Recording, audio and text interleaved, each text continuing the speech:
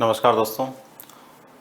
देखिए, कल मैंने एक वीडियो अपलोड किया था विशेष रूप से केवीएस विद्यालयों में भर्ती को लेकर के। जो केवीएस यानी केंद्रीय विद्यालय समिति या संगठन के माध्यम से जो विशेष प्रकार के शिक्षकों की भर्ती की जा रही है उसको लेकर के। हालांकि उस वीडियो का उद्देश्य मेरा था कि सामान्य जानकारी आप लोगों को दी जाए और काफ़ी जानकारी आप लोगों के पास में ऑलरेडी है। उसके आधार पर आप जो भी उससे जुड़ना चाहता है, उसका लाभ लेना चाहता है, वो आवेदन कर पाएँ, ऐसी सूचना देना मेरा उद्देश्य था। लेकिन उस वीडियो के बाद में जो कमेंट्स आप लोगों के माध्यम से मेरे तक पहुँचे, जो सवाल पहुँचे, उन सवालों से मुझे लगा कि बहुत सारी जानकारियाँ ऐसी है जो आप तक जाना ज़रूरी है और उन जानकारियों के बिना आप उसका लाभ नहीं ले सकते। काफ़ी लोग जो है उससे हो सकता है कि उनको परेशानी भी हुई हो कि वो कैसे और किस तरह से आवेदन करें। तो इसको ध्यान में रखते हुए, आपके कमेंट्स को ध्यान में रखते हुए, आपके सवालों का जवाब देने के लिए अभी मैं आप लोगों से बातचीत कर रहा हूं। और दोस्तों, आज इस वीडियो के माध्यम से जो बाल वाटिका के नाम से एक विशेष प्रकार की जो है योजना शुरू की गई है, ये क्या है इसको भी हम समझेंगे और किस तरह से ये शिक्षक भर्ती हो रही है, किस आधार पर हो रही है, स्थायी है या अस्थायी है, कितना पैसा मिलेगा, कैसे हम आवेदन करें, ये सारी जानकारियां यहाँ पर आज आपको मिलने वाली है। तो एक बार आप जो है पूरे वीडियो को ध्यान से ज़रूर देखें और सुनेंगे तो निश्चित रूप से आप लोगों को इससे संबंधित संपूर्ण जानकारियाँ मिल जाएगी। और जहाँ तक मेरा समझना है, कोई सवाल आपका जो पिछले वीडियो में रहा, इस तरह का सवाल नहीं बचेगा। तो शुरुआत करते हैं दोस्तों। हम आज एक एक बात को लेकर के संपूर्ण जानकारी आपको लेनी है। ध्यानपूर्वक प्रत्येक चीज़ को सुनना और देखना है ताकि आपके मन में कोई सवाल नहीं रहे। विशेष रूप से मैं आप लोगों को बता देना चाहता हूं कि बाल वाटिका जो है, ये जो हमारी नई शिक्षा नीति है, नई शिक्षा नीति, इस नई शिक्षा नीति के आधार पर शुरू की गई है। और ये नई शिक्षा नीति जो 2020 है, इसके अंदर ये तय किया गया था, जैसे आपको विदित होगा, कि पूर्व प्राथमिक जो कक्षाएं होती है उनसे जो बालक जुड़ते हैं, यानी प्राथमिक स्तर से पहले भी बालक विद्यालय में जुड़ते हैं, तो विशेष रूप से ऐसे विद्यालय जो हमारे सामान्य सरकारी स्कूल होते हैं वहाँ पर ऐसी कक्षाएं नहीं होती थी, तो उन विद्यालयों में भी ऐसी कक्षाएं शुरू की जाए। यानी प्राथमिक से पहले की जो बच्चे 3 साल के, 4 साल के, 5 साल के होते हैं, उनके लिए भी स्कूल हो, नर्सरी स्कूल हो, ये योजना इसके अंदर लागू की गई थी। उसी के आधार पर ये बाल वाटिका के नाम से राजस्थान और भारत देश के सभी विद्यालयों में धीरे धीरे एक नई व्यवस्था होने जा रही है। इसी क्रम में केवीएस के विद्यालयों ने पिछले सत्र में 50 ऐसे विद्यालयों के अंदर बाल वाटिका शुरू की थी, जो केंद्रीय स्तर के विद्यालय, केवीएस के विद्यालय हैं या केंद्रीय विद्यालय संगठन के द्वारा संचालित हैं। इस बार 450 ऐसे विद्यालयों में व्यवस्था की गई है। उसी के क्रम में हम संपूर्ण जानकारी यहाँ पर ले रहे हैं। तो दोस्तों, सबसे पहले तो हमें पता रहे कि हम केवीएस विद्यालयों में शिक्षक भर्ती, बाल वाटिका शिक्षक जो 450 विद्यालयों हेतु शुरू हुई है, इसके बारे में यहाँ पर हम चर्चा कर रहे हैं। यानी केवीएस के ये विद्यालय हैं, केंद्रीय विद्यालय संगठन द्वारा संचालित विद्यालय हैं। इन विद्यालयों में बाल वाटिका शिक्षक के रूप में 450 विद्यालय पूरे भारत देश में, उनमें ये शिक्षक भर्ती शुरू की गई है। इसके बाद में इसके संदर्भ में आगे क्या क्या खास जानकारियां हमें रखनी है। सबसे पहले नंबर पर देखिए दोस्तों, बाल वाटिका क्या है। हमें इस बात का भी पता होना चाहिए कि आखिर बाल वाटिका क्या है। बहुत लोगों को इसका पता नहीं है, तो वो भी ध्यान रखें। राष्ट्रीय शिक्षा नीति 2020 के अनुसार प्रत्येक विद्यालय में पूर्व प्राथमिक कक्षाओं की व्यवस्था करने हेतु या करते हुए 3 से 5 की आयु के बालक बालिकाओं की देखभाल एवं शिक्षा योजना के तहत स्थापित स्कूल है। यानी कि राष्ट्रीय शिक्षा नीति 2020 जो है नई शिक्षा नीति, उसके अनुसार 3 से 5 वर्ष की आयु के जो बच्चे होते हैं, बालक बालिकाएं होते हैं, उनको कैसे शिक्षा से जोड़ा जाए और ठीक से टेक केयर उनका हो, यानी देखभाल उनकी हो, इसके लिए ऐसे विद्यालयों की स्थापना की गई है, जो शिक्षा विभाग एवं महिला एवं बाल विकास विभाग की योजना है। यानी शिक्षा विभाग और महिला एवं बाल विकास जो है, ये दोनों मिलकर के इस प्रकार के विद्यालयों के संचालन में और इनकी व्यवस्थाओं के अंदर अपना क्या दे रहे हैं, योगदान दे रहे हैं। इसके बाद में देखिए, इसके अंदर हमें आगे क्या ध्यान रखना है, प्रत्येक विद्यालय में 3-3 स्तर हैं, ये भी हमें ध्यान में रहे। ये जो बाल वाटिका हैं इनके 3-3 स्तर हैं। आपने देखा हो तो बाल वाटिका जो है ये फ्रोबेल की किंडरगार्टन जो है उसका ही एक रूप है। किंडरगार्टन का मतलब केजी के नाम से हम सामान्यतः आपने देखा होगा, सुना होगा, स्कूलों में बच्चा केजी क्लास में पढ़ता तो केजी मतलब किंडरगार्टन में। किंडरगार्टन का मतलब होता है बालकों का उद्यान या बच्चों का बगीचा, उस नाम से इसको शुरू किया गया है। और इसमें 3 स्तर हैं, फर्स्ट, सेकंड और थर्ड।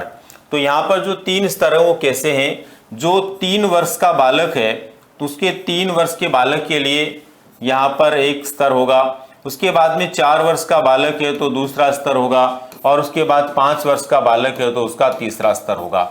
इसलिए 3 से 4 वर्ष के बीच के बालकों के लिए प्रथम, 4 से 5 वर्ष के बालकों के लिए द्वितीय और 5 से 6 वर्ष के बीच के बालकों के लिए तृतीय स्तर। इस तरह की स्तरीय व्यवस्था इसमें है। इसके बाद में देखिए, देश के चुने हुए मात्र 450 केवीएस विद्यालयों में इसकी शुरुआत की गई है।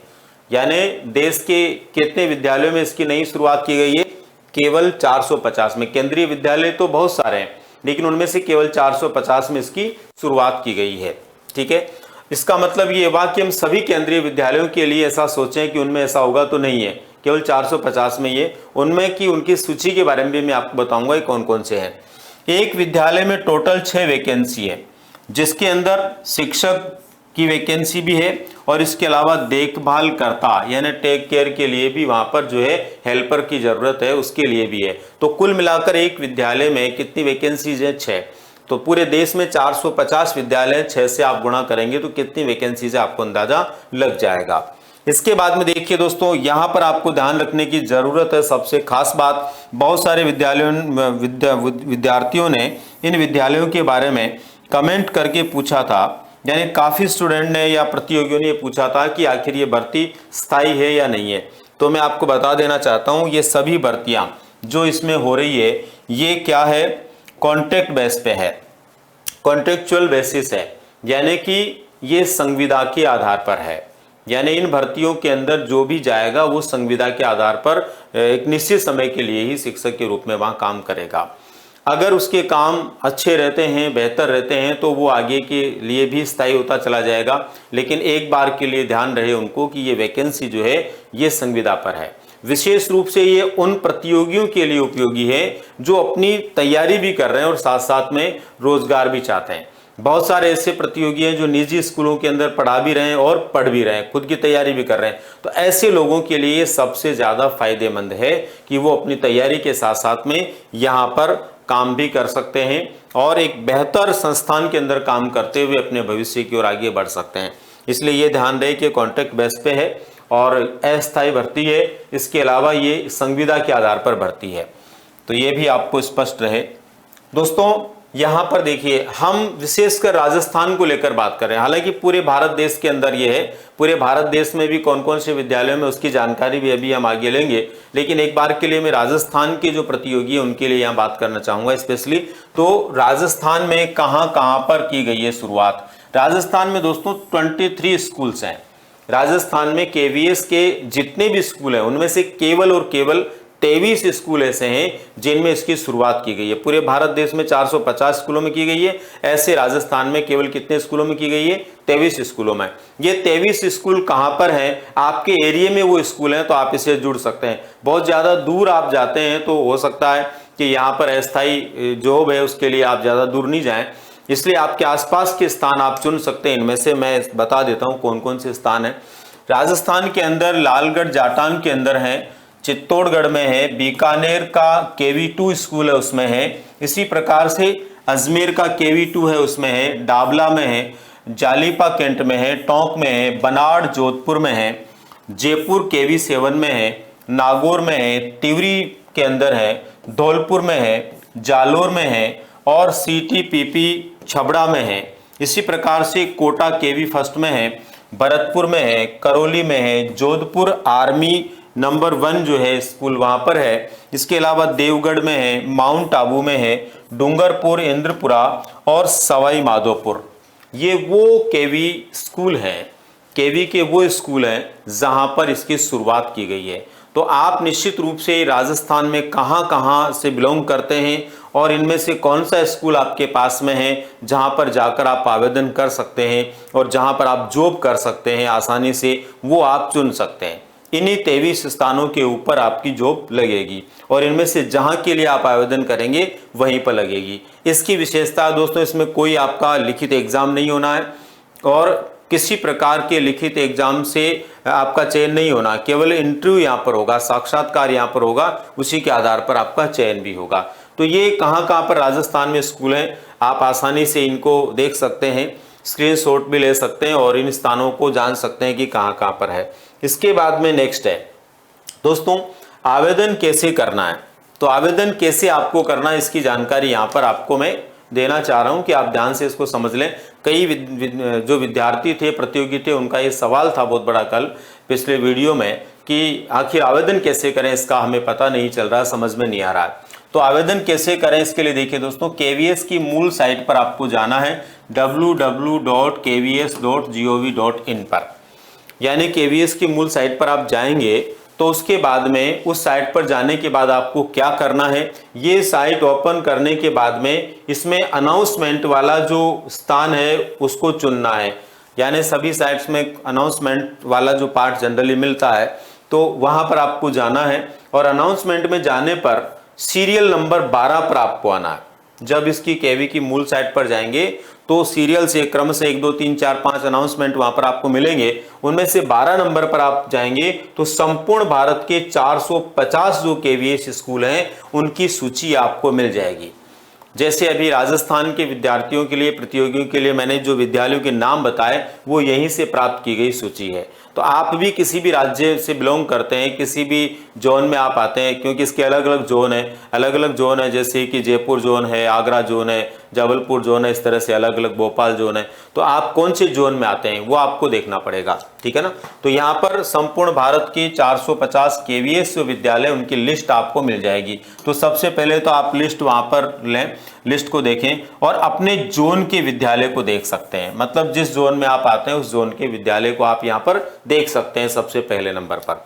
उसके बाद में दोस्तों आपको क्या करना है, अपने जोन के विद्यालय की मूल साइट पर जाना है। अब अपने जोन के विद्यालय की जो जोन आपने चुना, जैसे मैं एक एग्जांपल यहाँ पर दे रहा हूँ, मान लीजिए आप राजस्थान के निवासी हैं और जयपुर जोन आपका है, राजस्थान के निवासी है, जयपुर जोन आपका है और जयपुर जोन के अंदर भी आप नागौर जिले के आसपास के या नागौर के रहने वाले हैं और आप नागौर के यहाँ पर आवेदन करना चाहते हैं, तो आपको क्या करना पड़ेगा, जयपुर जोन की लिस्ट में, जैसे अभी मैंने आपको बताई है नागौर का भी नाम है, तो आपको जयपुर जोन में नागौर जो है उसको चुनना है।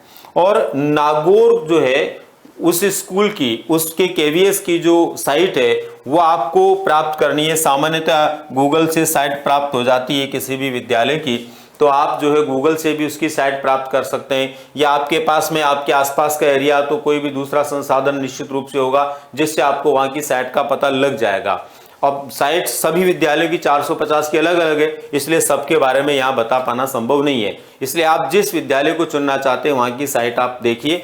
उस साइट को आप देखेंगे, उसको सर्च करके खोलेंगे तो दोस्तों उसके अंदर आपको एप्लीकेशन डाउनलोड का जो है स्थान मिलेगा। जो आवेदन आपको करना ना, फॉर्म भरना है, उसके लिए ऑफलाइन आपको आवेदन करना पड़ेगा, इसमें ऑनलाइन आवेदन नहीं है। इसलिए आपको वहां से जो एप्लीकेशन फॉर्म है वो डाउनलोड करना पड़ेगा और उस एप्लीकेशन फॉर्म को डाउनलोड करके आपको उसकी प्रति निकलवानी पड़ेगी ऑफलाइन में। जब आप उसकी प्रति निकलवा लेंगे फिर उसके बाद में आपको उसकी संपूर्ण पूर्तियां करते हुए आवेदन करना है। फॉर्म कैसे मिलेगा ये आपको समझ में आ गया होगा। इसके बाद में आपको आवेदन ऑफलाइन ही भरा जाएगा, मतलब आपको आवेदन जो करना है ऑफलाइन फॉर्म भरना है। जो फॉर्म वहां से डाउनलोड होगा उसकी जो क्या क्या खाना पूर्ति है वो सब आपको करनी है और वो खाना पूर्ति करने के बाद, यानी संपूर्ण पूर्तियों के बाद बाई पोस्ट आप इसको भेज सकते हैं। लेकिन दोस्तों समय आपके पास में कम है, क्योंकि मूल रूप से 14 तारीख जो है, यानी 14 तारीख वो भी जुलाई महीने की, ये अधिकतर विद्यालयों में आखिरी तिथि है आवेदन करने की। अच्छा, मैं आपको ये भी बता देता हूँ, कुछ विद्यालयों में 14 की जगह 15, 16, 17 भी है। कुछ ऐसे स्कूल भी है जहाँ पे 17 तारीख भी लास्ट डेट है। इंटरव्यू की डेट भी अलग अलग है, कुछ विद्यालयों में जो है 15 तारीख को इंटरव्यू है, कुछ में 20 को है। तो ऐसा अब आपको जो है कंफ्यूज नहीं होना है। ये 14 जुलाई सामान्यतः सबसे जो कम समय वाली डेट है, उसके बाद भी कुछ विद्यालयों में डेट्स हैं।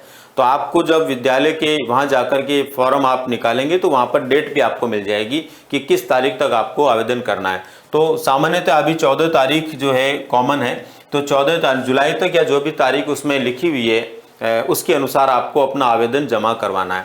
अगर 14 तारीख है और बहुत नज़दीक समय है तो ऐसी स्थिति में बाई पोस्ट वो पहुंच नहीं पाएगा। तो आप क्या कर सकते हैं, स्वयं संबंधित विद्यालय में जाकर जमा करवा सकते हैं बाई पोस्ट, क्योंकि आप अपने आसपास के किसी विद्यालय में तो आवेदन करेंगे तो फाइनली आप खुद वहां जाकर के उस फॉर्म को जमा करवा देंगे तो आपको संतुष्टि भी रहेगी, और जो आपने फॉर्म भरा उसके लिए आपको ये भी रहेगा निश्चित रूप से मेरा फॉर्म पहुंच गया है, तो आप पहुंचा सकते हैं। उसके बाद में देखिए, फॉर्म के साथ में आप लोगों को योग्यता संबंधित सभी जो दस्तावेज हैं उनकी फोटोकॉपी लगानी जरूरी है। आपको ये ध्यान रखना है कि ऑफलाइन फॉर्म भरने के साथ साथ ही उसके साथ आपके योग्यता प्रमाण पत्र, जैसे ऑनलाइन फॉर्म भरते हैं तो आप सब योग्यता प्रमाण पत्रों को अपलोड करते हैं, तो यहाँ पर भी आपको फोटोकॉपी लगानी पड़ेगी। कहीं ऐसा नहीं है कि आपने फोटोकॉपी नहीं लगाई और आपका आवेदन जो है खारिज हो जाए, इसलिए आपको फोटोकॉपी सभी दस्तावेजों की लगानी है। अब दोस्तों इसके बाद में और आपको क्या ध्यान रखना है, इसकी योग्यता क्या है, कौन इसके लिए आवेदन कर सकता है, ये भी बहुत जरूरी है। बहुत सारे विद्यार्थी बार बार पूछ रहे थे कि इसकी वास्तविक योग्यता क्या है, कौन इसके लिए आवेदन कर सकता है। तो देखिए 10+2 के अनुसार 12वीं कक्षा में 50% अंकों से उत्तीर्ण जो होना जरूरी है। सबसे पहली शर्त इसकी है कि 10+2 के अनुसार वो व्यक्ति 12वीं कक्षा उत्तीर्ण हो और 12वीं कक्षा में कम से कम 50% उसके अंक हो। इसके बाद में दोस्तों NCTE यानी जो हमारी राष्ट्रीय स्तर की संस्था है जो विभिन्न शिक्षक प्रशिक्षण संस्थानों को मान्यता प्रदान करती है, उनकी डिग्री और सर्टिफिकेट को मान्यता देती है, उस संस्था से मान्यता प्राप्त आपके पास में नर्सरी टीचर्स ट्रेनिंग यानी NTT का डिप्लोमा होना चाहिए, या आपका जो है पूर्व प्राथमिक विद्यालयों में पढ़ाने से संबंधित प्रशिक्षण का सर्टिफिकेट BTC होना चाहिए, या फिर बीएड आपके पास में हो नर्सरी वाला, एक नर्सरी वाला बीएड भी होता है। कुछ विश्वविद्यालय ऐसे होते हैं, कुछ डीम्ड यूनिवर्सिटियां ऐसी होती है, वहां से भी और कुछ विश्वविद्यालयों के माध्यम से भी आपको जो है बीएड करवाई जाती है जो नर्सरी के लिए होती है। यानी नर्सरी, उसका नाम तो बीएड ही है, लेकिन नर्सरी स्कूल के बच्चों को पढ़ाने से संबंधित पाठ्यक्रम उसमें संचालित होता है। इसके अलावा जो है BECED जो है ये भी आपके पास में है सर्टिफिकेट, तो ये भी इसके लिए मान्य है। बाल विकास बीएड पास होना चाहिए। बाल विकास बीएड का मतलब जैसे राजस्थान के आप निवासी हैं तो डबोक उदयपुर से बाल विकास बीएड होता है, वो बीएड उसका नाम है पर वो बाल विकास से संबंधित है, और उस बीएड को भी आपने किया है उदयपुर डबोक वाले को भी, तो आप इसके लिए योग्य हैं। ठीक है। इसके बाद में दोस्तों यहाँ पर खास बात ये जो आपको ध्यान रखने वाली है, एकदम नोट डाल करके मैंने इसमें लिख दिया है, सामान्य बीएड मान्य नहीं है। बहुत सारे सामान्य बीएड वाले प्रतियोगी भी इसके लिए आवेदन के लिए पूछ रहे थे कि उनके लिए ये आवेदन किया जाना जो है या नहीं है, या वो कर सकते हैं कि नहीं कर सकते हैं, मान्य है या नहीं है। तो ध्यान रहे, सामान्य बीएड वालों के लिए ये मान्य नहीं है, सामान्य बीएड वाले इसके लिए आवेदन नहीं कर सकते। इसके बाद में देखिए दोस्तों, वेतन क्या रहेगा। यहाँ पर आप शिक्षक के रूप में चुने जाते हैं तो वेतन क्या रहेगा, तो दोस्तों यहाँ पर जो है ये जो है अंशकालिक संविदा यानी कॉन्टेक्चुअल बेसिस पर है, यानी एक तरह से ठेके प्रणाली पर है, संविदा के आधार पर आपका यहाँ पर जो है चुनाव होगा, इसलिए यहाँ पर वेतन फिक्स है 21,250 प्रति माह मिलेगा। हालांकि दोस्तों जो निजी स्कूलों में काम करते हैं उन लोगों के लिए इससे भी कम वेतन वहां पर मिलता है, तो ये बहुत अच्छी अपॉर्चुनिटी है कि आप निजी स्कूल में कहीं काम कर रहे हो और आपके पास में ये योग्यताएं हैं, तो यहाँ पर चयन होने के बाद में एक सम्मानजनक स्थिति में आप काम करेंगे और वेतन भी लगभग 21,250 प्रति माह यहाँ पर होगा। इसके बाद में दोस्तों नेक्स्ट है, ये सारी जानकारियां आप लोगों को मैंने दे दी है और संभवतः अब इन सभी जानकारियों के आधार पर आप लोगों को कैसे आवेदन करना है इसका भी पता लग गया होगा, ये भर्ती स्थायी है या अस्थायी है ये भी पता लग गया होगा, किस तरह से आप आवेदन करके यहाँ पर चुने जा सकते हैं। आपको ध्यान रखना है 14 तारीख सामान्यतः इसकी अंतिम तिथि है और कई जगह 15 तारीख को, कई जगह 17, कई जगह 20 तारीख को इंटरव्यूज हैं।